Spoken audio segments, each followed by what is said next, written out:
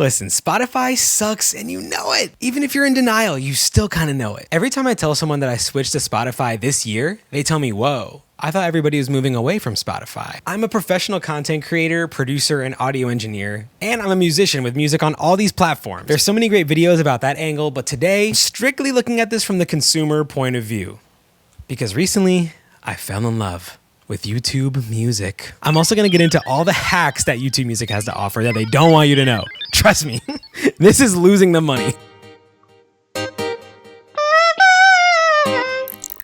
Okay, I'm an Apple Music day one user. I'm talking like absolutely obsessed. I was there for the What a Time to Be Alive drop. You know, every year I would see that Spotify Wrapped. And meanwhile, I was over here with my measly Apple Music recap. It just like, I actually was also an even earlier adopter of Spotify. I think I had it in like 2011. I didn't even understand the concept of like streaming. The only thing that made sense to me at the time was piracy. I used to love some of those Spotify playlists like back in high school. And I love the idea of the blend, you know, like making perfect mashed up playlist. It's Spotify Wrapped.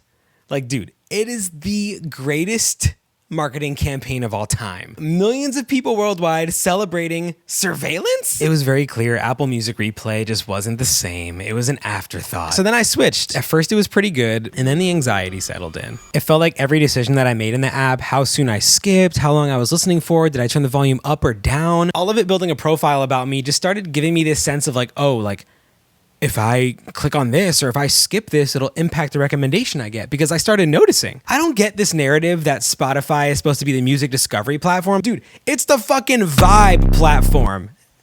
Admit it. I'm gonna do another video on this concept. You know, Spotify. Musical Malay. I just can't tell you how many fucking times I've heard Champagne Coast by Blood Orange. Now I'm just so sick of that fucking song, bro. It doesn't matter what vibe I pick, the algorithm always chooses it for me. And that was not discovery. This felt like I was encaged by this service. It's so clear that Spotify's sole function is to give you audio content that boosts retention. So I started looking for something else, and I landed somewhere I didn't expect.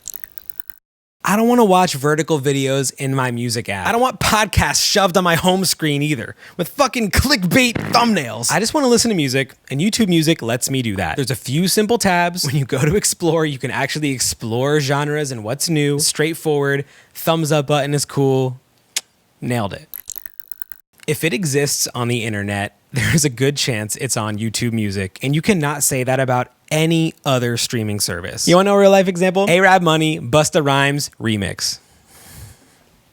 The cool thing with Apple Music was they at least had the iTunes sync, so I could still rip my songs from these like random ass websites and then still sync them to my Apple Music library. When I switched to Spotify, I sacrificed all of that. And then just like the craziest fucking mashups you could think of, plus DJ mixes. There's so many mixes on YouTube and it's all baked into the app. It's just fucking perfect. The YouTube Music algorithm is the least shitty one. The thing about Spotify is that it's designed to maximize your listening time. It's built to create background music. The thing that's so actually jarring about YouTube Music at first is like, whoa, these songs are like slapping me in the face. Like, this is real music. I'd compare YouTube Music to Pandora and Spotify to Instagram. Plus, if you go into the settings, dynamic queue is a toggle. So if you don't want the profile being built about your listening taste, you can turn that off and just purely go off of musical similarity. And that alone is just a different philosophy. They're giving you the option instead of picking for you. YouTube and Google Music, they're the gods of search. There's no better company in the world at looking at content and identifying it. So you can go down any rabbit hole you want, and you're gonna find some really dope random shit. Whereas with Spotify, no matter what I fucking play, I just get Blood Orange and Erykah Badu again. And there's no dopamine bait shit like, ooh, release radar every week. Just explore music. There is no timeline. Spotify has raised their prices 3 times since 2023. That's a 30% increase in 3 years after holding steady for a decade. YouTube Music did hop on the bandwagon when all the prices went up from $9.99 to $10.99 in July 2023. And plus, if you want to talk about the secrets, the Spotify Duo plan, the family plans, they're even more. But with YouTube, if you just have multiple channels, everybody can get a piece of the pie, if you know what I'm saying.